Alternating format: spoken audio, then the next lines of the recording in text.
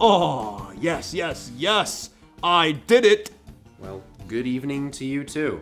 Wow. What a rush. What did you do?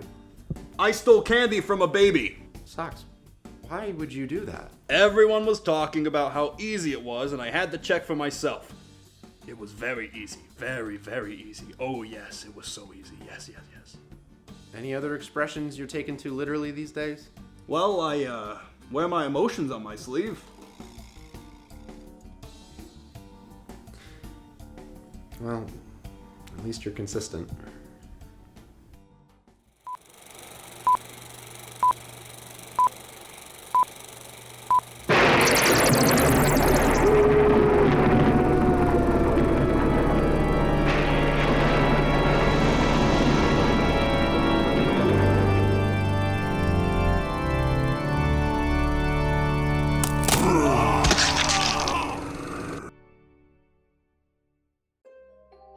Good evening.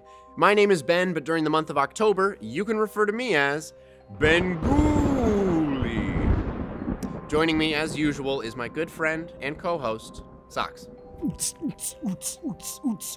Hey, did you know that a monster tore up the dance floor last night? Really? Yeah, he was a real boogeyman. Ha ha! Socks. Nobody appreciates your comedic stylings more than I, but we are on a mission. Must be time for a recap.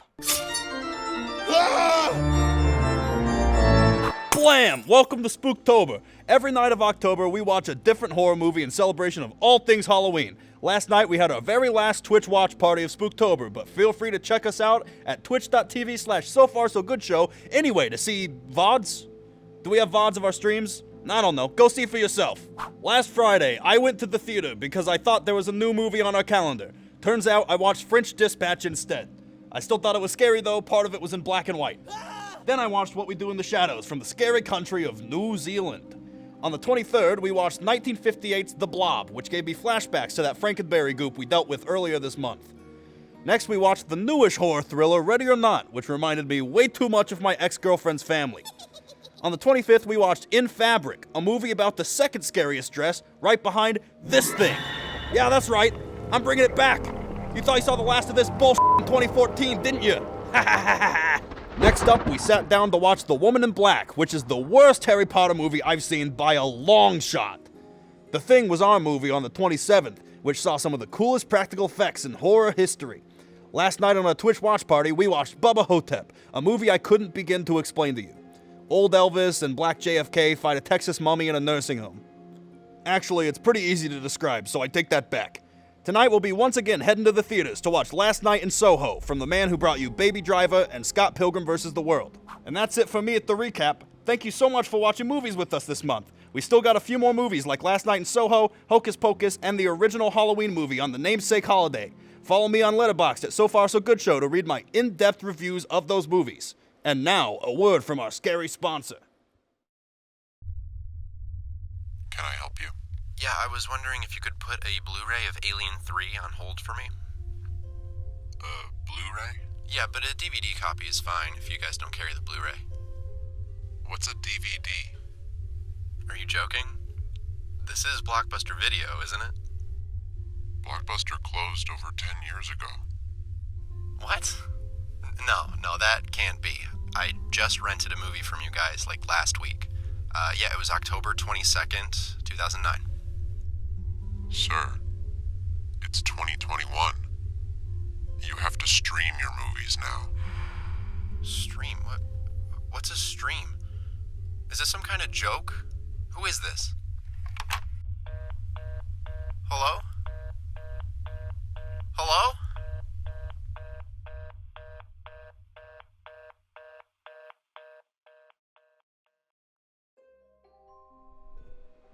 It's the Invisible Man, for sure. What? No way, the creature from the Black Lagoon is like twice his size. Okay, but it wouldn't even be a fair fight, though. The creature always has to return to the water at some point, and that makes him predictable. What does that matter? Everything we've watched this month has been predictable. How so? Well, you know, there's always an abandoned building, or a horny camp counselor, or a little spooky room that leads to a spooky lab, or something like that. Socks, you're thinking of Tropes. Right. Exactly. Predictable. Not necessarily, though. Tropes are actually a well-documented staple of many different genres, and they hold a very particularly special place in the annals of horror. Well, I maintain that the Black Lagoon Creatures is a great team name, and I will continue to play fantasy football with or without your permission. Have it your way, Socks. But I, for one, really enjoy a good horror trope. Especially when it's used in an inventive way. Trope derives its root from the Greek tropos, which means turn or direction. In literature, it indicates a change in direction from literal to figurative when interpreting text, but in film, and particularly in horror, it has a much deeper connotation. Hey, what the hell happened? The computer just died. How am I gonna check the game? Common horror tropes include, but are not limited to, Alien abduction, ancient evils, axe murderers, backing into corners, bloody handprints, cobwebs, creepy kids, demonic possession, eye imagery, eating people, flashbacks, final girls, ghost stories, haunted houses. The list goes on and on and on. Sometimes they're small recurring concepts or archetypes, other times they hold deep thematic importance. No matter the type of trope, the genre simply wouldn't be the same without them. I give up. Guess I'll have to wait on trading Antonio Brown. Did you see that? In fact, I would posit that Halloween itself wouldn't be the same without our beloved tropes. I swear I saw something back there. Costumes, trick-or-treating, bobbing for apples, haunted houses, and, of course, scary movies all help to make Halloween such an enjoyable holiday. This behavior of ours might be predictable, but more than that, it's traditional. And after all, aren't tropes a bit of a tradition in and of themselves? Halloween is a time to embrace our individuality and honor the things that frighten us. In much the same way, horror movies allow us to celebrate the weird and unconventional.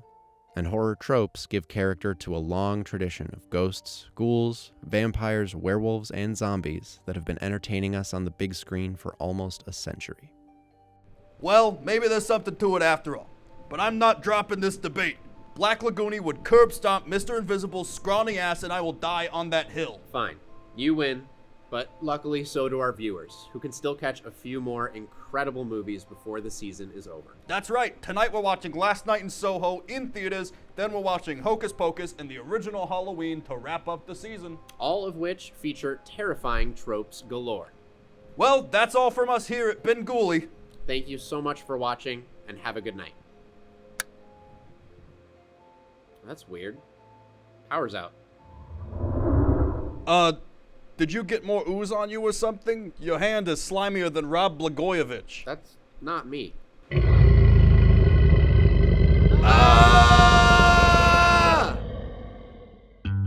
Thank you so much for watching. Don't forget to like, share, subscribe, everything you might do on YouTube. Hit the notification bell.